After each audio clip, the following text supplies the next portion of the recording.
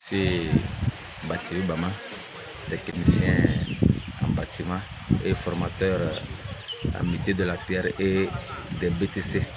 BTC qui veut dire briques de terre comprimées et stabilisées.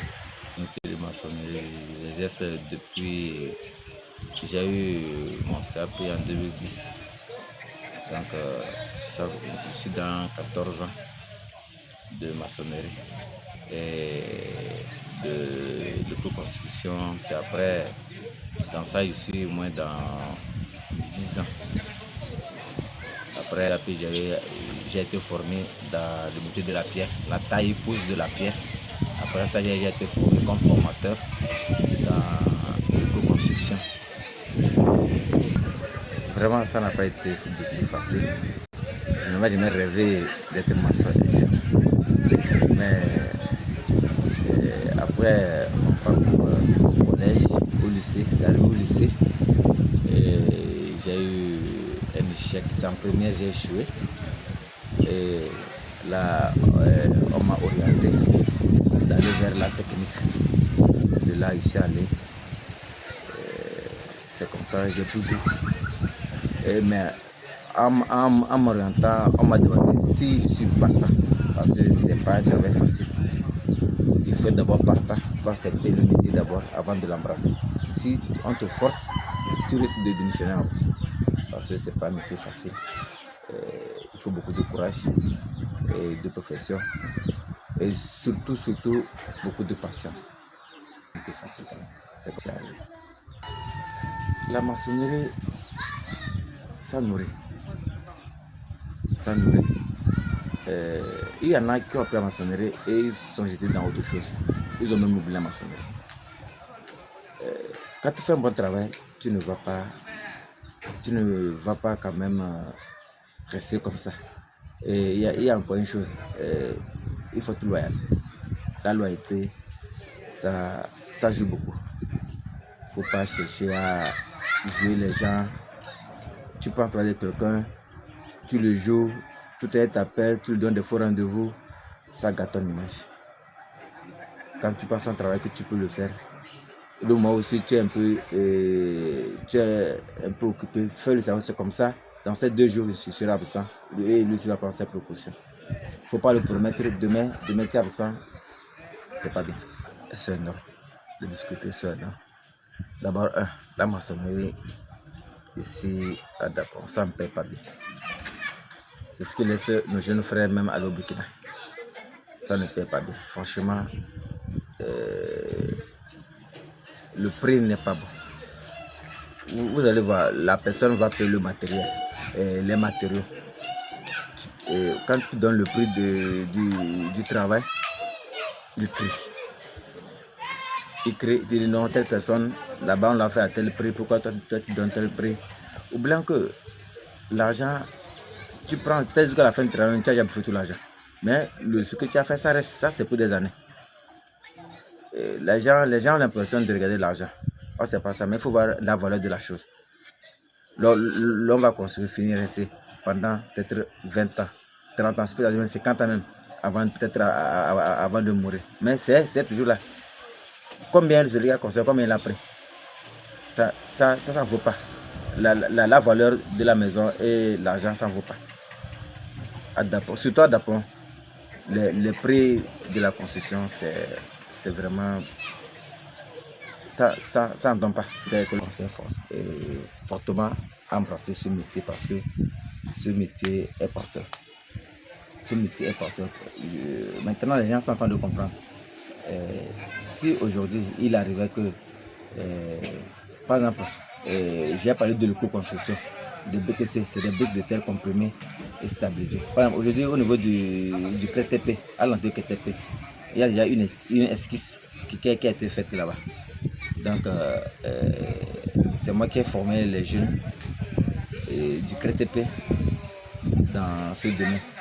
C'est une toute nouvelle construction qui est en train d'arriver. Vous voyez un peu aujourd'hui les CG. Il y a des projets pour des CG. Ça se fait dans ça. C'est le coût construction.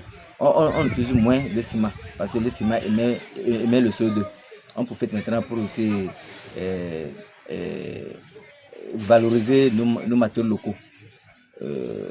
Nous, on appelle ça, les gens appellent ça la latérite, mais chez nous, en technique, on appelle ça la terre. La latérite, comme les gens appellent ça généralement, ça on prend pour faire les briques de terre comprimées là. Or, on a ça avec nous. Et c'est encore moins cher. Parce que quand tu as ça dans ton champ et que tu veux faire, tu peux creuser même dans ton champ et le maçon vient te faire ça.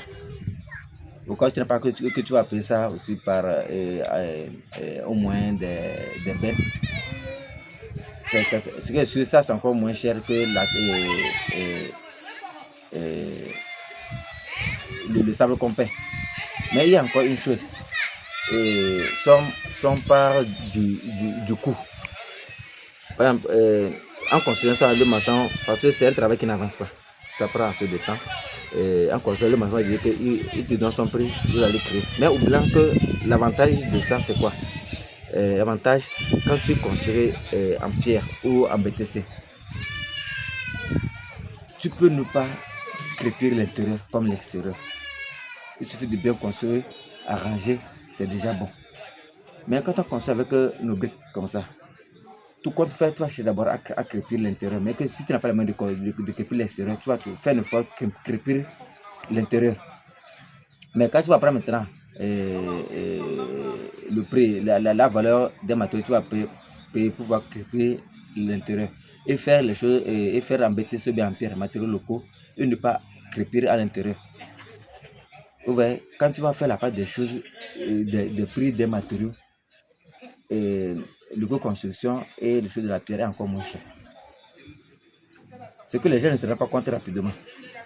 Tu vas trouver que les briques, que c'est moins cher, c'est moins cher. Tu vas faire, mais jusqu'à tu vas finir rentrer dedans, tu vas dépenser puisque pour le coût de construction et puis la pierre. Et écologique. Quand tu es dans un bâtiment fait en pierre ou en BTC, là, ça régule d'abord la température de la chambre. Au moment de la chaleur, dans ta chambre, il fait moins chaud. Au moment de la fraîcheur, il fait frais, mais il suffit seulement de faire un petit feu, bien, tu réchauffes un peu la chambre, c'est fini. Toute la température reste à l'intérieur, ça ne sort pas dehors. Donc, ça régule la température. Tu vas avoir la température de dehors et celle de la chambre, c'est différent.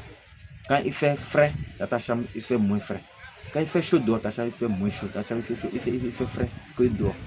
Par rapport avec les parpaings que nous faisons, bon, on appelle ça les briques, généralement on appelle ça les briques creuses que nous construisons. Je continue pas à rêver, je rêve d'un bon avenir.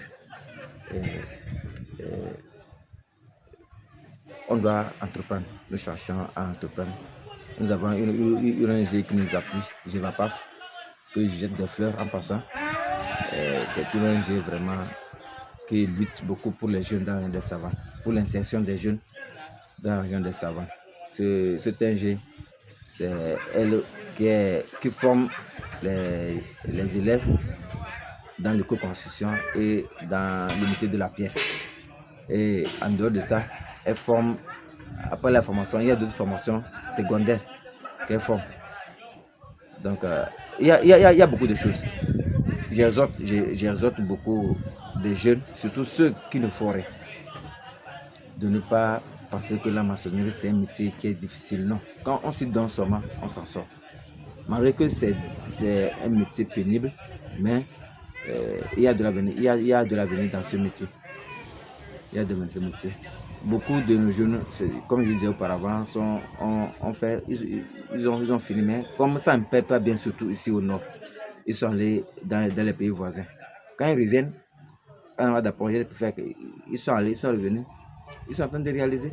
S'ils étaient restés sans apprendre le métier, aujourd'hui, qu'est-ce qu'ils devaient devenir, ces jeunes? Vraiment, ce métier est porteur.